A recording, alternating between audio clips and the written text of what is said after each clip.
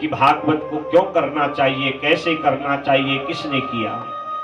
तो यह भागवत एक ऐसी दिव्य कथा है जिस कथा में भगवान कृष्ण की महिमा का विस्तार है।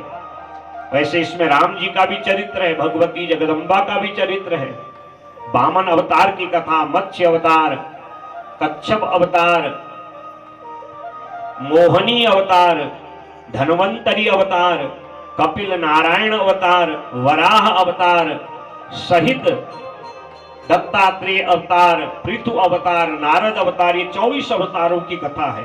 पर विस्तार पूर्वक भगवान श्री कृष्ण की बाल लीलाओं का वर्णन है।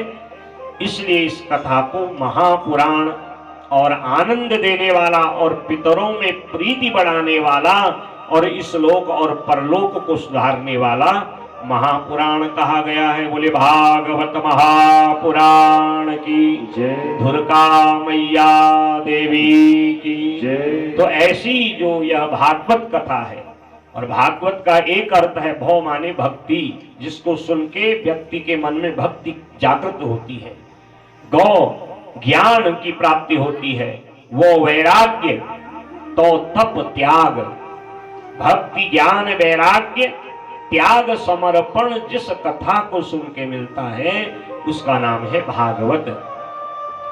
और भागवत का एक अर्थ है जिसमें, जिस ग्रंथ में, जिस पुराण में स्वयं राधा कृष्ण प्रवेश कर गए हैं। आगे आप सुनेंगे कि जब कलयुग आ रहा था, द्वापर के अंतिम चरण में भगवान 125 वर्ष अपनी लीलाओं को किए, और जब उन्होंने अपनी लीला को समेटा, जब जाने लगे तो सब लोग आकुल व्याकुल हो गए, प्रभु कलयुग में तो हाहाकार हो जाएगा आपके बिना। तो भगवान कहते मेरी लीला तो 125 वर्ष की है।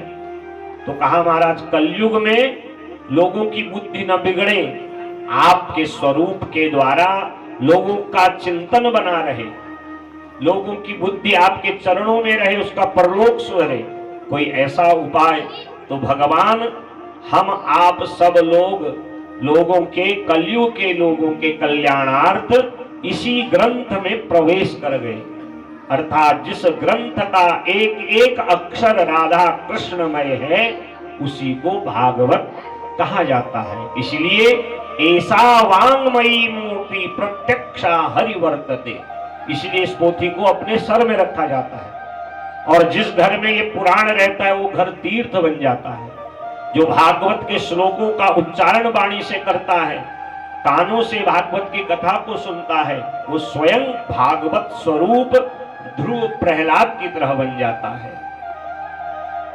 इसलिए इस पोथी को माथे पे रखते हैं, परिक्रमा करते हैं, इसका पूजन करते हैं, प्रणाम करते हैं, पत्र पुष्प अर्पण करते हैं। क्यों? प्रत्यक्षा हरिवर्तते, ये साक्षात राधा कृष्ण का वांगमय रूप है। ऐसी जो अलौकिक भागवत है, सबसे पहले भगवान नारायण ने, ब्रह्मा ने, नारद ने वेद व्यास जी को सुनाई, और तब वेद व्यास जी ने इदं भागवतम नाम पुराणं ब्रह्म सम्मतम् अधीतवान् द्वापरादौ पितुर्द्वैपायनादहम् ससंहितां भागवतीं कृत्वा मनुक्रम्य चात्मजम् सुखं अध्यापयामास निवृत्ति निरतं मुनि। वेद व्यास जी ने 18,000 श्लोकों में इसकी रचना करी और अपने पुत्र सुखदेव और सूत जी शिष्य को सुनाया। और सूत जी ने नैमिषारण्य में 88,000 ऋषियों को, और सुखदेव ने जो वेद व्यास जी के ज्ञानी अवधूत परमहंसों के जो गुरु हैं, जिनको जन्म से ही भागवत का ज्ञान, तत्व का ज्ञान है, उन्होंने इस कथा को अपने पिता के मुख से सुना और राजा परीक्षित के कल्याणार्थ उसको परम गति देने के लिए इस कथा को सुनाया। और तब से यह व्यास परंपरा से हम आप लोगों तक ये कथा पहुंची है। मैं आपको सुना रहा हूं तो मैंने भी अपने गुरुदेव के मुख से कथा को सुनी।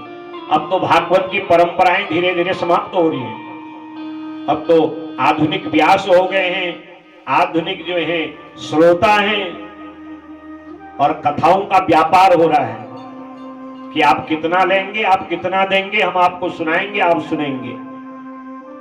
और नहीं तो जितनी कथाएं भारतवर्ष में हो रही हैं, भगवान तो कब के प्रकट हो जाने चाहिए थे। गुरु शिष्य परंपरा से अब कथाएं नहीं हो रही हैं। क्यों भास्कर जी? अब कथाएं सब कथाओं के ठेकेदार हो गए हैं लोग। हाँ, हमसे भी कई लोग निवेदन करते, गुरु जी बताइए कितना लगेगा, कितना आप जो है। मैंने कहा आज तक ऐसा तो कहीं किया ही नहीं, ये गुरु परंपरा के विरुद्ध है। कभी हमारे गुरु जी के कान में बात जाए, चेला जो है आपका व्यापार करने लगा, तो कितनी ग्लानि का अनुभव होगा। कथा की परंपराएं धीरे धीरे बदल रही हैं और लोगों को भी फुर्सत